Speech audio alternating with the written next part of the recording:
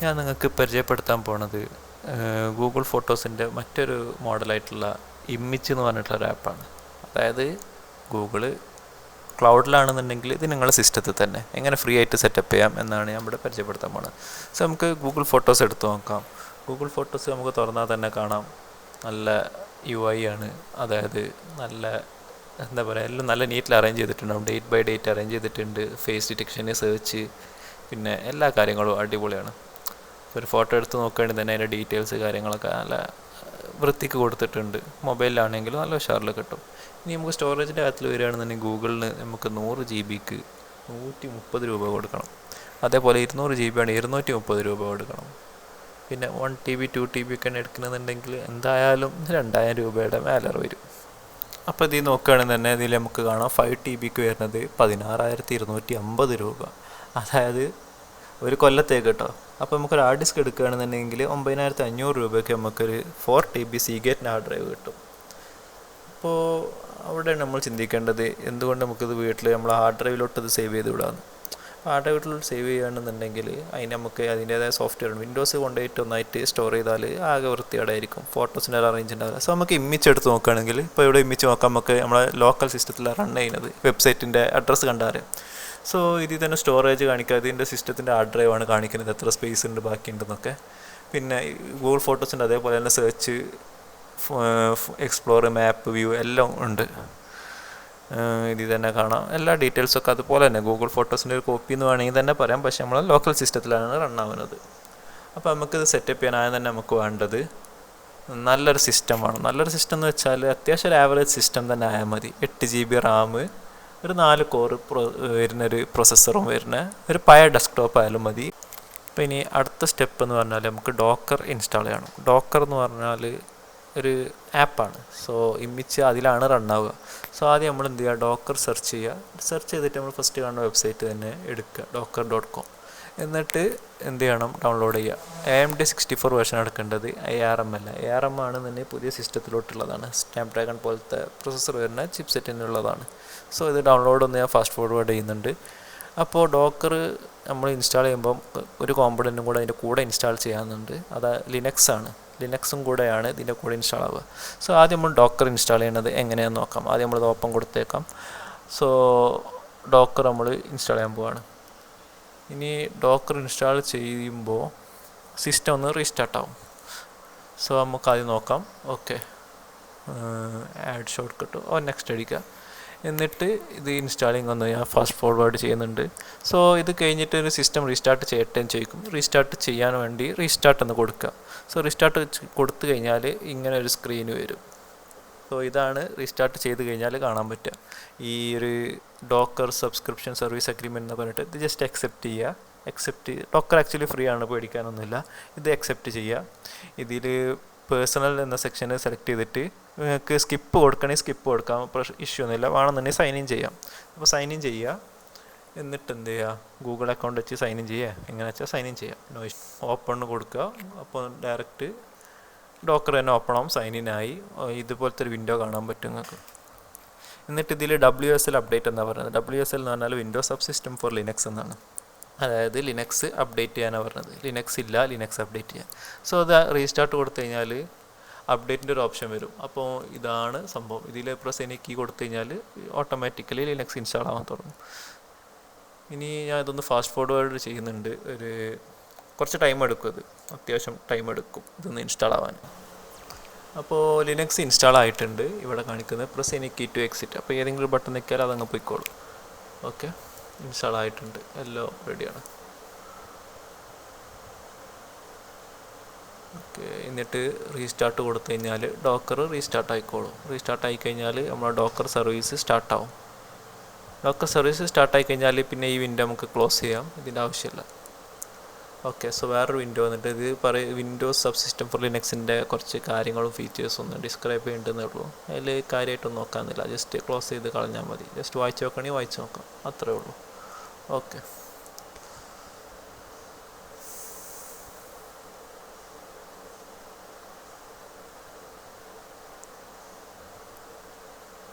അപ്പോൾ ഡോക്കർ ഇവിടെ ഓൺ ആയിട്ട് ഇവിടെ ഇപ്പോൾ നമുക്ക് നോക്കാം കണ്ടെയ്നർ ഒന്നും ഇല്ല, ഒന്നും റൺ ചെയ്യണില്ല. ഇനി നമുക്ക് ഇവിടെ ഇമ്മിച്ച് റൺ ചെയ്യണം. സോ നമുക്ക് ഇമ്മിച്ച് എങ്ങനെ ഇൻസ്റ്റാൾ ചെയ്യലെന്ന് നമുക്ക് നോക്കാം. സോ ഇമ്മിച്ചിൻ്റെ വെബ്സൈറ്റിലോട്ടാണ് നമ്മൾ ആദ്യം പോകേണ്ടത്. ആദ്യം നമ്മൾ എന്ത് ചെയ്യണം, ഇമ്മിച്ച് എന്ന് സെർച്ച് ചെയ്യുക. ഇമ്മിച്ച് എന്ന് സെർച്ച് ചെയ്താൽ നമ്മൾ image.app എന്ന വെബ്സൈറ്റിലോട്ട് പോകണം. ഇതിൽ നമുക്ക് നോക്കിയാൽ കാണാൻ കുറേ ഡൗൺലോഡ് ഓപ്ഷൻസും കാര്യങ്ങളൊക്കെ കാണുന്നുണ്ട്. ഇത് മൊബൈലിലേക്കുള്ളതും ക്ലയൻറ്റ് വേർഷൻസാണ്, അതായത് മൊബൈലിക്കും iOS ഒക്കെ ഉള്ള ക്ലയൻറ്റ് വേർഷൻസ് ഡൗൺലോഡ് ചെയ്യാനുള്ള ഓപ്ഷൻസാണ് ഇവിടെ കാണുന്നത്. അപ്പോൾ നമ്മളിങ്ങനെ ഈ സെർവറിൽ എങ്ങനെ ഇത് ഇൻസ്റ്റാൾ ചെയ്യാം, അപ്പോൾ നമ്മുടെ സെർവറാണ് ഫസ്റ്റ് ഉണ്ടാക്കേണ്ടത്. സെർവർ എങ്ങനെ ഇൻസ്റ്റാൾ ചെയ്യാമെന്നാണ് നോക്കേണ്ടത്. സോ അതിനായിട്ട് നമ്മൾ ആദ്യം ഡൗൺലോഡ്സ് എന്ന് എടുക്കുക. എന്നിട്ട് അതിൽ ഡോക്കർ കമ്പോസ് എന്ന് പറഞ്ഞ ഓപ്ഷനാണ് നമ്മൾ എടുക്കേണ്ടത്. നമുക്ക് ഡോക്കർ ഇൻസ്റ്റാൾ ചെയ്തു. ഇനി മറ്റുള്ള 3 മെത്തേഡ് നമുക്ക് ഇവിടെ ചെയ്യാൻ പറ്റില്ല, കാരണം അത് വേറെ സെറ്റപ്പാണ്. അത് വേറെ OSനും വേറെ കണ്ടെയ്നറിനൊക്കെ ഉള്ള സെറ്റപ്പാണ്. നമ്മൾ ഡോക്കറാണ് മെയിൻലി ഫോക്കസ് ചെയ്യുന്നത്. ഡോക്കറാകുമ്പോൾ കുറച്ചും കൂടി ഈസിയാണ്.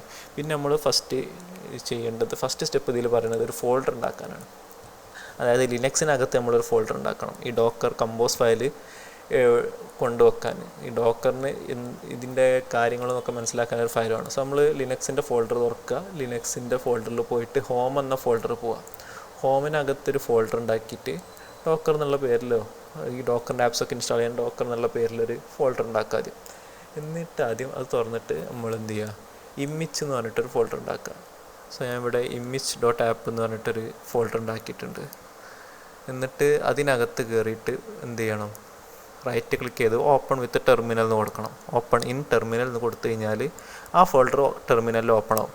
ടെർമിനൽ ഓപ്പൺ ആയി കഴിഞ്ഞിട്ട് ഇത് ഈ ബ്രൗസറിൽ ഉള്ള ഈ ഫോൾഡർ ഉണ്ടാക്കാനുള്ള കോഡൊന്ന് പേസ്റ്റ് ചെയ്യുക. ഇത് പേസ്റ്റ് ചെയ്തിട്ട് ഓക്കെ എൻ്റർ അടിച്ച് അപ്പോൾ ഫോൾഡർ ഉണ്ടാക്കിയിട്ടുണ്ട്. ഫോൾഡർ ഉണ്ടാക്കി ആ ആപ്പിലോട്ട് കയറിയിട്ട് ആ ഫോൾഡറിലോട്ട് കയറിയിട്ടുണ്ട്. ഓക്കെ, സോ ഇനി അടുത്ത സ്റ്റെപ്പ് എന്ന് പറഞ്ഞാൽ YML ഫയൽ ഡൗൺലോഡ് ചെയ്യണം. ഡോക്കറിനുള്ള YML ഫയൽ ഡൗൺലോഡ് ചെയ്യുക. ഈ കോഡ് ജസ്റ്റ് അവിടെ പേസ്റ്റ് ചെയ്തിട്ട് എൻ്റർ അടിക്കുക. എന്നിട്ട് അടുത്തതെന്ന് പറഞ്ഞാൽ ENV ഫയൽ പേസ്റ്റ് ചെയ്യണം. സോ നമ്മൾ ENV ഫയൽ കൊണ്ട് കോഡും പേസ്റ്റ് ചെയ്യുന്നു, എൻ്റർ അടിക്കുന്നു. എൻ്റർ അടിച്ച് കഴിഞ്ഞാൽ അതും ഡൗൺലോഡ് ആവും. ഓക്കെ, സോ ഇമ്മിച്ചിൻ്റെ ആപ്പ് തുറന്ന് നോക്കിയാൽ നമുക്ക് കാണാൻ പറ്റും ENV ഫയൽ ഡൗൺലോഡ് ആയിട്ടുണ്ട്. ഇത് ENV ഫയൽ ആപ്പിൻ്റെ ഫോൾഡറിൻ്റെ പുറത്താണ് ഡൗൺലോഡ് ചെയ്തിട്ടുള്ളത്. Okay, no problem. ഓക്കെ, ഇനി അടുത്ത സ്റ്റെപ്പിലോട്ട് പോകും. അടുത്ത സ്റ്റെപ്പ് എന്ന് പറഞ്ഞാൽ ENV ഫയലിൽ കുറച്ച് കോൺഫിഗറേഷൻസ് നമുക്ക് മാറ്റാനുണ്ട്. അതായത് ഈ ഫയൽസ് എവിടെ സേവ് ചെയ്യേണ്ടത്, ഇതിൻ്റെ ഡോക്യുമെൻറ്റ്സും കാര്യങ്ങളും ഓരോ ഫയലിലുള്ള ഡീറ്റെയിൽസൊക്കെ ഇവിടെ സേവ് ചെയ്യേണ്ടതെന്നാണ് ചോദിക്കുന്നത്. അത് നമുക്ക് എന്ത് ചെയ്യാം, അത് ഓപ്പൺ വിത്ത് നോട്ട് പാഡ് കൊടുത്തിട്ട് അത് മാറ്റി കൊടുക്കാം. സോ അപ്ലോഡ് ലൊക്കേഷൻ എന്ന് പറഞ്ഞിട്ട് .library എന്നാണ് കൊടുത്തേക്കുന്നത്. അപ്പോൾ അത് അങ്ങനെ ഫോൾഡർ ഇപ്പോൾ നമ്മുടെ സിസ്റ്റത്തിലില്ല. അപ്പോൾ എന്ത് ചെയ്യുക, അത് മാറ്റിയിട്ട് നമുക്ക് ആദ്യം പുതിയ ഫോൾഡർ ഉണ്ടാക്കണം ഈ 2 ഫയൽ സേവ് ചെയ്യാൻ. പിന്നെ നമുക്ക് ടൈം സോണൊന്നും മാറ്റേണ്ട ആവശ്യമില്ല. അത് മാറ്റണമെന്നുണ്ടെങ്കിൽ അത് ഗൂഗിളിൽ അടിച്ചാൽ നമുക്ക് ഇന്ത്യക്കുള്ള ടൈം സോണുള്ള കോഡ് അവിടെ പേസ്റ്റ് ചെയ്ത് കൊടുത്താൽ മതി. പിന്നെ അതേമാതിരി യൂസർ നെയിമും ഡാറ്റാബേസ് പാസ്വേഡും ഒന്ന് ഓർത്ത് വെക്കുന്നത് നല്ലതാണ്, അല്ലെങ്കിൽ എവിടെയെങ്കിലും എഴുതി വെക്കുക. കാരണം ഇത് വല്ലപ്പോഴും ബാക്കപ്പ് ചെയ്യേണ്ട ആവശ്യം വന്നു കഴിഞ്ഞാൽ, റീസ്റ്റോർ ചെയ്യേണ്ട ആവശ്യം വന്നാൽ അത് നമുക്ക് ആവശ്യം വരും. ഓക്കെ, ഇനി അടുത്ത സ്റ്റെപ്പ് എന്ന് പറഞ്ഞാൽ നമ്മളാദ്യം ബാക്കപ്പ് ചെയ്യാനുള്ള ഒരു ഫോൾഡർ ഉണ്ടാക്കണം. ഓക്കെ, സോ ഞാൻ മെയിൻലി എൻ്റെ ലോക്കൽ ഡിസ്ക് ഡിയിലാണ് ഒരു ഫോൾഡർ ഉണ്ടാക്കുന്നത്. ഈ ഫോൾഡറിലായിരിക്കും ഫോട്ടോസൊക്കെ സേവ് ആവുക. ഓക്കെ, നമ്മളിവിടെ ഫോൾഡർ ഉണ്ടാക്കി ഇമേജ് ബാക്കപ്പ് എന്ന് പറഞ്ഞിട്ടൊരു ഫോൾഡർ ഉണ്ടാക്കി. ഇനി image.backupൽ പോയിട്ട് അതിൻ്റെ ഫയലിൻ്റെ അഡ്രസ്സ് നമ്മൾ കോപ്പി ചെയ്യണം. ആദ്യം അതിൽ 2 ഫോൾഡർ ഉണ്ടാക്കാനുണ്ട്. ഓക്കെ, ഒരു മിനിറ്റ്. ലൈബ്രറി എന്നും പോസ്റ്റ്ഗ്രെസ് എന്നും പറഞ്ഞിട്ട് 2 ഫോൾഡർ ഉണ്ടാക്കണം ഇതിനകത്ത്. ഓക്കെ, സോ ഫസ്റ്റ് നമ്മൾ പോസ്റ്റ്ഗ്രെസ് എന്ന് പറഞ്ഞ ഫോൾഡർ ഉണ്ടാക്കുന്നു. ഓക്കെ, രണ്ടാമത് ലൈബ്രറി എന്ന് പറഞ്ഞിട്ടൊരു ഫോൾഡർ കൂടെ. ഓക്കെ, ലൈബ്രറി എന്ന് പറഞ്ഞ ഫോൾഡർ ഉണ്ടാക്കിയിട്ടുണ്ട്. ഒരു മിനിറ്റ്. ഓക്കെ, ലൈബ്രറി ഇപ്പോൾ 2 ഫോൾഡറായിട്ട്. ഇപ്പോൾ 2 ഫോൾഡറും തുറന്നിട്ട് ആദ്യം നമുക്ക് ഒരു minute note pad ENV file തുറന്ന് ഓപ്പൺ വിത്ത് നോട്ട് പാഡ് കൊടുക്കുക. എന്നിട്ട് അതിൽ അപ്ലോഡ് ലൊക്കേഷനും പോസ്റ്റ്ഗ്രെസിന് ഒരു ലൊക്കേഷനും ചോദിക്കണം. അപ്പോൾ പോസ്റ്റ്ഗ്രെസിൻ്റെ അഡ്രസ്സ് നമുക്ക് കോപ്പി ചെയ്യാം, കോപ്പി അഡ്രസ്സ്. എന്നിട്ട് എന്ത് ചെയ്യാം, പോസ്റ്റ്ഗ്രെസ് എന്നുള്ളിടത്ത് ആ ഡോട്ട് അടക്കം മായ്ച്ച് കളഞ്ഞിട്ട് നമുക്ക് അവിടെ അത് ലൊക്കേഷൻ പേസ്റ്റ് ചെയ്യാം. d/image, അതായത് ലോക്കൽ ഡിസ്ക് ഡിയിൽ ഇമേജിനാണ്. ഓക്കെ, ഇനി അതേപോലെ തന്നെ ലൈബ്രറി എന്ന് പറഞ്ഞ ഫോൾഡറിൻ്റെയും നമുക്ക് കോപ്പി ചെയ്യാം. എന്നിട്ട് ഇവിടെ പേസ്റ്റ് ചെയ്യാം. ഓക്കെ, അപ്പോൾ അത് കഴിഞ്ഞു. ഇനി ഇത് സേവ് കൊടുക്കണം. ബാക്കിയൊന്നും മാറ്റേണ്ട ആവശ്യമില്ല, ജസ്റ്റ് സേവ് ചെയ്താൽ മതി. ഓക്കെ, സേവ് ചെയ്തിട്ട് അടുത്ത സ്റ്റെപ്പിലോട്ട് നമുക്ക് പോകാം. അടുത്ത സ്റ്റെപ്പ് എന്ന് പറഞ്ഞാൽ ഡോക്കർ കമ്പോസ് അപ്പ്. അപ്പം ഡോക്കർ കമ്പോസ് അപ്പ് എന്ന് പറഞ്ഞ കമാൻഡ് എന്തിനാണെന്ന് വെച്ചാൽ, ഈ ഡോക്കർ കമ്പോസ് അപ്പ് അടിച്ചു കഴിഞ്ഞാൽ ഈ ഡോക്കർ എന്ത് ചെയ്യും, ഈ ഫോൾഡറിനകത്തുള്ള, ഇപ്പോൾ നേരത്തെ നമ്മളൊരു ഫോൾഡർ ഉണ്ടാക്കി ഇമേജ് ആപ്പ് എന്ന് പറഞ്ഞിട്ട് ENV WSL ഫയലും ഡൗൺലോഡ് ചെയ്ത്, ENV YML ഫയലും ഡൗൺലോഡ് ചെയ്ത്, അത് നോക്കിയിട്ട് എന്ത് ചെയ്യും, ഡോക്കർ ഒരു ഇത് ഡൗൺലോഡ് ചെയ്യാൻ നോക്കും, പാക്കേജ് ഡൗൺലോഡ് ചെയ്യാൻ നോക്കും. അപ്പോൾ അതിനകത്ത് അതിൻ്റെ ഡീറ്റെയിൽസും കാര്യങ്ങളും ഉണ്ടാവും. ഇപ്പോൾ നമ്മൾ ഇതിലെന്തോ ഒരു എറർ കാണിക്കുന്നുണ്ട്, കാരണം ഏതൊരു ഫയൽ കാണുന്നില്ലെന്നാണ് പറഞ്ഞത്.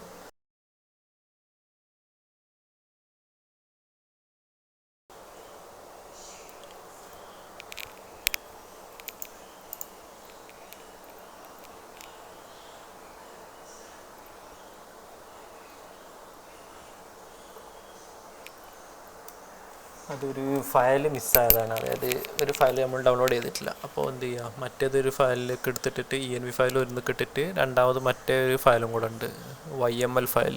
അതിനുള്ള കോഡും കൂടെ നമ്മൾ ഇവിടെ പേസ്റ്റ് ചെയ്യുക, ടെർമിനലിൽ ഓപ്പൺ ചെയ്തിട്ട്. രണ്ടും ഒരു ഫോൾഡറിൽ വേണം. നേരത്തെ നമ്മൾ എന്തോ ഒരു എറർ കാരണം അത് ഡൗൺലോഡ് ആയിട്ടില്ലായിരുന്നു. ഓക്കെ, സോ അതും കൂടെ പേസ്റ്റ് ചെയ്തിട്ട് എൻ്റർ അടിച്ച് കഴിഞ്ഞാൽ അത് റെഡിയാവും. ഓക്കെ, അപ്പോൾ അത് ഡൗൺലോഡ് ആയിട്ടുണ്ട്. ഒന്ന് റീഫ്രഷ് അടിച്ച് നോക്കാം. ഓക്കെ, 2 ഫയൽ ഇവിടെ വന്നിട്ടുണ്ട്. ഇനി പ്രശ്നമല്ല. അത് ഇനി ഇതിൽ ഏതെങ്കിലും ഒരു ഫയൽ മിസ്സാവുകയോ കമാൻഡ് അടിച്ചിട്ട് വരാണ്ടിരിക്കുക ചെയ്താൽ ജസ്റ്റ് നോക്കുക ഏതൊക്കെ 2 ഫയൽ ENV ഫയലും YML ഫയലും ഉണ്ടോ എന്ന് നോക്കുക. എന്നിട്ട് അതിനനുസരിച്ച് ഇവിടുന്ന് ഏതാ ഫയൽ മിസ്സിംഗ് ഉള്ളത് വെച്ചാൽ അതിൻ്റെ കമാൻഡ് ഇവിടെ പേസ്റ്റ് ചെയ്യുക. അതുപോലെ തന്നെ ENV ഫയൽ പുതിയത് എടുക്കുകയാണെന്നുണ്ടെങ്കിൽ അതിന് ഏത് ഫോൾഡറിലാണോ സേവ് ആവേണ്ടത് അതിൻ്റെ ലൊക്കേഷനും കൂടെ കൊടുക്കാൻ മറക്കരുത് നോട്ട് പാഡിൽ.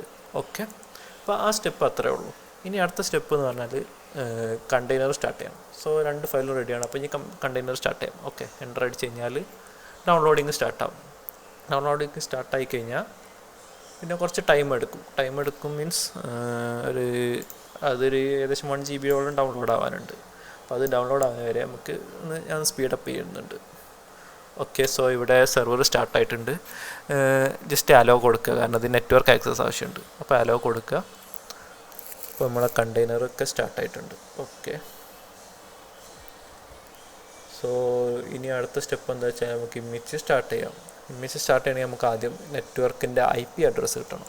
അപ്പോൾ ഞാൻ ഇവിടെ യൂസ് ചെയ്തിട്ടുള്ളത് ഒരു വയേർഡ് LAN വഴിയാണ് ഞാൻ ലാപ്ടോപ്പിലോട്ട് നെറ്റ് കണക്ട് ചെയ്തിട്ടുള്ളത്. സോ നമുക്ക് എന്ത് ചെയ്യാം, ആദ്യം സെറ്റിങ്സിൽ പോകാം. ഇനി ഈ ബ്ലാക്ക് വിൻഡോ ക്ലോസ് ചെയ്യാം കേട്ടോ, കുഴപ്പമൊന്നുമില്ല, എല്ലാ വിൻഡോയും ക്ലോസ് ചെയ്യാം. ഓക്കെ, ഇനി സെറ്റിങ്സിൽ നെറ്റ്വർക്കിൻ്റെ സെറ്റിങ്സിൽ പോയിട്ട് എതർനെറ്റ്, എൻ്റെ കേസിൽ എതർനെറ്റാണ്, നിങ്ങളുടെ വൈഫൈ ആണ് കണക്ട് ചെയ്തിട്ടുള്ളതിന് വൈഫൈയിൽ പോവാം. ഓക്കെ, IPv4 എന്ന് പറഞ്ഞാൽ അഡ്രസ്സ് ഉണ്ട്. ഇത് എന്ത് ചെയ്യുക, ഇത് കോപ്പി ചെയ്യുക. ഇതാണ് നമ്മളെ അഡ്രസ്സ് എന്ന് പറയുന്നത്.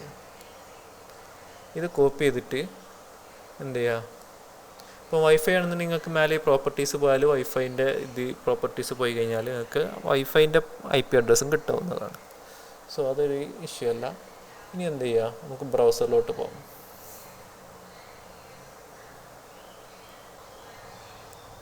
എന്നിട്ട് ബ്രൗസറിലോട്ട് പോയിട്ട് ഇതുപോലെ ടൈപ്പ് ചെയ്യുക. ടൈപ്പ് ചെയ്തിട്ട് http://192 എന്നൊക്കെ അടിച്ചിട്ട് 2283 ആണ് ഇതിൻ്റെ പോർട്ട് നമ്പർ വരിക. അതായത് IP അഡ്രസ്സിന് ശേഷം _ അടിച്ചിട്ട് പോർട്ട് നമ്പർ അടിക്കുക. പോർട്ട് നമ്പർ 2283 ആണ്, അതൊരിക്കലും മാറില്ല. അത് ഇമേജിന് കാലാകാലം 2283 ആയിരിക്കും. IP അഡ്രസ്സ് ചിലപ്പോൾ നിങ്ങൾ സിസ്റ്റം റീസ്റ്റാർട്ട് ചെയ്താലൊക്കെ മാറാൻ ചാൻസ് ഉണ്ട്.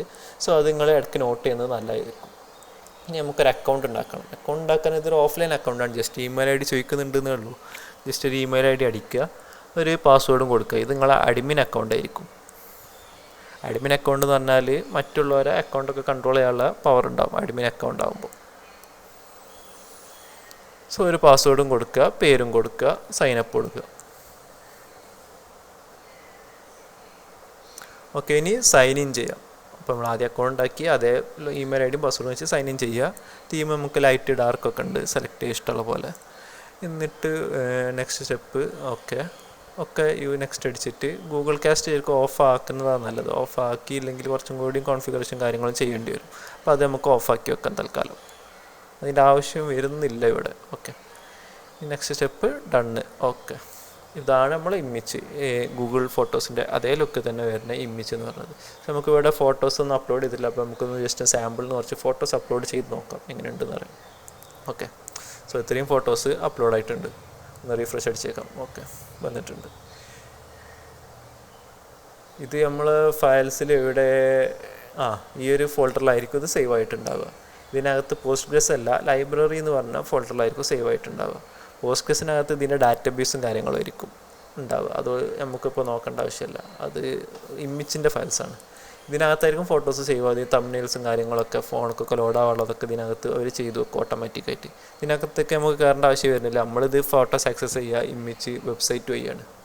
വെബ്സൈറ്റ് മീൻസ് നമ്മൾ IP അഡ്രസ്സ് വഴിയാണ് ആക്സസ് ചെയ്യുക. ഇതിൽ കൂടെ ആക്സസ് ചെയ്യാൻ നല്ല ബുദ്ധിമുട്ടായിരിക്കും. സോ നമുക്ക് അങ്ങോട്ട് പോകാം. ഇനി നമുക്ക് ഇതൊന്ന് ഫുൾ സ്ക്രീൻ ആക്കിയിട്ട് ഇതിലത്തെ ഫീച്ചേഴ്സും കാര്യങ്ങളൊക്കെ ഒന്ന് നോക്കാം. ഓക്കെ, ആദ്യം സെറ്റിങ്സിൽ നമുക്ക് അഡ്മിനിസ്ട്രേറ്റർ സെറ്റിംഗ് ഓപ്ഷൻസ് ഉണ്ട്. ഇതിനകത്ത് നമുക്ക് ഇപ്പോൾ എന്തൊക്കെ ഇതിൻ്റെ ബാക്ക്ഗ്രൗണ്ടിൽ നടന്നുകൊണ്ടിരിക്കുന്നത് കാണാൻ പറ്റും. ഇപ്പോൾ നമുക്ക് കാണാം സ്മാർട്ട് സെർച്ചിനുള്ളൊരു എന്തോ ഒരു ആക്ടിവിറ്റി നടന്നുകൊണ്ടിരിക്കുന്നുണ്ട്. അതേമാതിരി ഫേസ് ഡിറ്റക്ഷനും നടന്നുകൊണ്ടിരിക്കുന്നുണ്ട്. അതായത് സ്മാർട്ട് സെർച്ച് എന്ന് പറഞ്ഞാൽ ഇപ്പം ഈ ഫോട്ടോയിൽ നമുക്ക് ലാൻഡ്സ്കേപ്പാണ്, ഇതിൽ മരങ്ങളുണ്ട് എന്നൊക്കെ മനസ്സിലാക്കും ഇമേജ്. അതുപോലെ തന്നെ എല്ലാ ഫോട്ടോസിലും എന്തൊക്കെയുള്ളത് എന്ന് മനസ്സിലാക്കിയിട്ടാണ് സേവ് ചെയ്യുക. സോ നമ്മളൊരു 10 ഫോട്ടോ അപ്ലോഡ് ചെയ്ത് കഴിഞ്ഞാൽ ഈ 10ലും എന്തൊക്കെയുള്ളതെന്ന് ഇമേജ് മനസ്സിലാക്കും. സോ നമുക്ക് സെർച്ച് ചെയ്യുമ്പം കറക്റ്റ് അതിൻ്റെ കണ്ടക്സ്റ്റ് മനസ്സിലാക്കിയിട്ട് അവർ നമുക്ക് റിസൾട്ട് തരും. അതിനാണ് ആ ഒരു പ്രോസസ്സ് അവിടെ നടന്നുകൊണ്ടിരിക്കുന്നത്. ഇനി ഫേസ് ഡിറ്റക്ഷനും അതുപോലെ തന്നെ ആൾക്കാരുടെ ഫേസും കാര്യങ്ങളൊക്കെ ഡിറ്റക്ട് ചെയ്ത് ഗ്രൂപ്പ് ചെയ്ത് നമുക്ക് തരും. ജസ്റ്റ് ഗൂഗിൾ ഫോട്ടോസ് അതേപോലെ തന്നെ നമുക്ക് ഇതിലും കിട്ടും. അത്യാവശ്യം അതേപോലെ തന്നെ പവർഫുള്ളാണ് ഇതും. ഓക്കെ, സോ ഇതാണ് ബേസിക്കലി ഇതിനകത്തുള്ള ഫീച്ചേഴ്സും കാര്യങ്ങളൊക്കെ.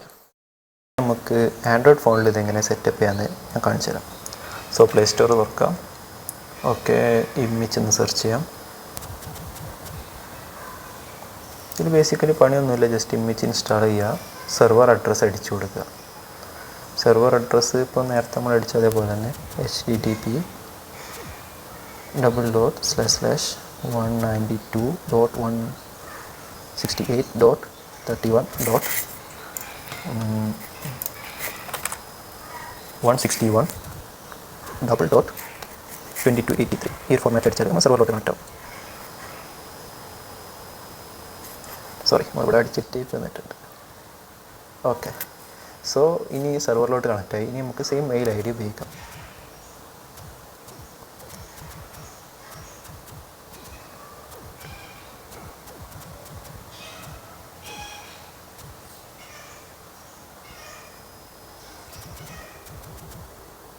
ഓക്കെ, സോ ഇത്രയേ ഉള്ളൂ. പെർമിഷൻസ് കൊടുക്കുക. ഇനി അവർ നമ്മളെ ഫോണിലുള്ള ഫോട്ടോസ് റീഡ് ചെയ്യും, കാരണം ബാക്കപ്പ് ചെയ്യാനുള്ളതാണല്ലോ. സോ നമുക്കിവിടെ ബാക്കപ്പ് ചെയ്യാനുള്ള ആൽബംസ് സെലക്ട് ചെയ്യാൻ പറ്റും. പിന്നെ ഫോണിലുള്ള ഫോട്ടോസ് ജസ്റ്റ് ഒന്ന് ഫോണിലുള്ള നേരത്തെ സിസ്റ്റത്തിൽ നിന്ന് അപ്ലോഡ് ചെയ്ത ഫോട്ടോസാണ്, അതിവിടെ വരും. സോ ബേസിക്കലി ഇനി പണിയൊന്നുമില്ല. ഇനി ജസ്റ്റ് ആപ്പ് തുറന്നു കഴിഞ്ഞാൽ നമ്മളെ ലോക്കൽ നെറ്റ്വർക്ക്, അതായത് വൈഫൈ നമ്മളെ ലോക്കൽ നെറ്റ്വർക്കിലാണ് കണക്ട് ആയിട്ടുള്ളതെന്നുണ്ടെങ്കിൽ നമുക്ക് ജസ്റ്റ് ഇമേജ് ഓപ്പൺ ചെയ്താൽ ഇത് വരും. സോ പിന്നെ ഓട്ടോമാറ്റിക് ബാക്കപ്പ് നമുക്ക് ഇവിടെ സെലക്ട് ചെയ്ത് ഏതൊക്കെ ഫോൾഡേഴ്സ് വേണം എന്നുള്ളതൊക്കെ സെലക്ട് ചെയ്യാം. സോ എനിക്കിപ്പം ഈ ഫോൾഡർ ഓട്ടോമാറ്റിക് ബാക്കപ്പ് ആവണം. സോ ഓക്കെ, അത്രേ പണിയുള്ളൂ. എന്നിട്ട് എന്ത് ചെയ്യാം, ഈ ബാക്കപ്പിന് എനേബിൾ ബാക്കപ്പ് കൊടുക്കുക. എനേബിൾ ബാക്കപ്പ് കഴിഞ്ഞാൽ പിന്നെ ഓട്ടോമാറ്റിക് ബാക്കപ്പ് ആയിക്കോളും വൈഫൈ കണക്ട് ചെയ്യുമ്പോൾ. സോ ഇത്രയേ ഉള്ളൂ പണിയില്ലേ. കുറച്ച് ഫോട്ടോസ് അപ്ലോഡ് ആയിട്ടുണ്ട്. ഇത്രയേ ഉള്ളൂ ഇതിൻ്റെ പണി. ഇനി കുറച്ച് കാര്യങ്ങൾ സിസ്റ്റത്തിൽ കാണിച്ചു തരാൻ വിട്ടുപോയതുണ്ട്, അതും കൂടെ ഒന്ന് കാണിച്ചു. ഇനി നമ്മൾ സിസ്റ്റത്തിൽ വരുമ്പോൾ താഴെ ഒരു ഡോക്കറിൻ്റെ ഐക്കൺ കാണും. ഈ ഡോക്കറിൻ്റെ ഐക്കൺ എടുത്തു കഴിഞ്ഞാൽ നമുക്ക് ഇമേജ് എന്ന് പറഞ്ഞ ഓപ്ഷൻ കാണും. ഈ ഇമേജ് കയറി കഴിഞ്ഞാൽ ഇതിലുള്ള നടക്കുന്ന ആക്ടിവിറ്റീസ് നമുക്ക് കാണാൻ പറ്റും. ഓക്കെ, സോ ഇമേജ് നമുക്ക് ഇവിടെ ഒരു പോസിൻ്റെ ഐക്കൺ ഉണ്ട്. ഇത് അമർത്തി കഴിഞ്ഞാൽ ഇമേജ് പോസ് ചെയ്യും. പിന്നെ റീസ്റ്റാർട്ട് ചെയ്യണമെന്നുണ്ടെങ്കിൽ റീസ്റ്റാർട്ട് ചെയ്യാനുള്ള ഓപ്ഷനൊക്കെ അവിടെ ഉണ്ട്. ഓക്കെ, പിന്നെ എത്ര റാം ഉപയോഗിക്കുന്നുണ്ടെന്നൊക്കെ അവിടെ കാണിക്കുന്നുണ്ട്, കുഴപ്പമൊന്നുമില്ല. ഇനി അത് ക്ലോസ് ചെയ്തിട്ട് താഴെ ഡോക്കറിൻ്റെ ഐക്കണിൽ റൈറ്റ് ക്ലിക്ക് ചെയ്ത് നമുക്ക് വേണമെന്നുണ്ടെങ്കിൽ എക്സിറ്റ് അടിച്ച് കഴിഞ്ഞാൽ അത് ഒന്നായിട്ട് ഓഫ് ആവും, ഡോക്കർ അടക്കം ഓഫ് ആവും. പക്ഷെ നമുക്ക് പിന്നെ എന്ത് ചെയ്യില്ല, ഇമേജ് ആക്സസ് ചെയ്യാൻ പറ്റില്ല. പിന്നെ ഒരു പ്രശ്നം എന്താണെന്ന് വെച്ചാൽ ഇത് നമ്മളെ ലോക്കൽ നെറ്റ്വർക്കിൽ മാത്രമേ അവൈലബിൾ ആവുള്ളൂ. അതായത് നിങ്ങളുടെ ഫോണ് സെയിം വൈഫൈ നെറ്റ്വർക്കിലാണ് കണക്ട് ചെയ്തിട്ടുള്ളതെന്നുണ്ടെങ്കിൽ മാത്രമേ ഇതിലേക്ക് അപ്ലോഡിങ്ങും ഡൗൺലോഡിങ്ങും വ്യൂയിങ്ങും ഒക്കെ പറ്റുള്ളൂ. അതായത് ഇനി നിങ്ങൾക്കിത് പുറത്തുനിന്ന് ആക്സസ് ചെയ്യണമെന്നുണ്ടെങ്കിൽ അതിന് ടെയിൽ സ്കെയിൽ ഉപയോഗിച്ചിട്ടൊക്കെ വേറെ വഴികളൊക്കെ ഉണ്ട്. അത് നമുക്ക് മറ്റൊരു വീഡിയോയിൽ നമുക്ക് ഡിസ്കസ് ചെയ്യാം. ഇപ്പോൾ ഇത്രയേ ഉള്ളൂ. ഇപ്പോൾ ഇത്രയും കാര്യങ്ങൾ ഞാൻ പറഞ്ഞു തന്നിട്ടുണ്ട്. ഇത് നിങ്ങൾക്ക് ട്രൈ ചെയ്ത് നോക്കാം, കാരണം ഇത് ഗൂഗിളിനേക്കാളും ആപ്പിളിൻ്റെ ഐക്ലൗഡിനേക്കാളൊക്കെ എത്രയോ ബെറ്ററാണ് നമ്മളെ സിസ്റ്റത്തിൽ തന്നെയാണ് നമ്മളെ ഡാറ്റ സേഫ്റ്റി കാര്യങ്ങളൊക്കെ നമ്മൾ നോക്കുകയാണെന്നുണ്ടെങ്കിൽ ഇത് തന്നെയാണ് ബെറ്റർ. പിന്നെ ഒരു കാര്യം ഞാൻ പ്രത്യേകം പറഞ്ഞുതരാം, ഒരു ഹാർഡ് ഡിസ്കിൽ മാത്രം നിങ്ങൾ ഈ ഡാറ്റ സ്റ്റോർ ചെയ്ത് വെക്കരുത്. ഇതിൻ്റെ ഒരു കോപ്പി എപ്പോഴും മറ്റൊരു ഹാർഡ് ഡ്രൈവിൽ വേറെ സിസ്റ്റത്തിലെങ്ങാണ്ട് കോപ്പി ചെയ്ത് വെക്കുന്നത് നല്ലതായിരിക്കും. കാരണം അഥവാ നിങ്ങളുടെ സിസ്റ്റം എങ്ങാനും അടിച്ച് പോവുക, ഇടിതട്ടി അടിച്ച് പോവുക, മറ്റേ എന്തെങ്കിലും ഷോർട്ട് സർക്യൂട്ട് വരിക, അങ്ങനെയൊക്കെ ആയിട്ട് സിസ്റ്റം അടിച്ച് പോയി കഴിഞ്ഞാൽ നിങ്ങളുടെ ഡാറ്റ പോകും. സോ നിങ്ങളെന്തായാലും ഇതൊരു ഡാറ്റ കുറച്ച് കോപ്പി എടുത്ത് വെക്കാൻ നല്ലതായിരിക്കും. അതായത് നിങ്ങളുടെ സിസ്റ്റത്തിലൊരു കോപ്പി, ഇത് അപ്ലോഡ് ചെയ്യുന്നതൊരു കോപ്പി, ഓക്കെ. പിന്നെ മറ്റൊരു സിസ്റ്റത്തിൽ ഇതിൻ്റെ നമ്മൾ ലോക്കൽ ഡിസ്ക് ഡീലുണ്ടാക്കിയ ഫോൾഡറിൻ്റെ ഒരു കോപ്പി എടുത്ത് വെക്കുന്നത് നല്ലതായിരിക്കും.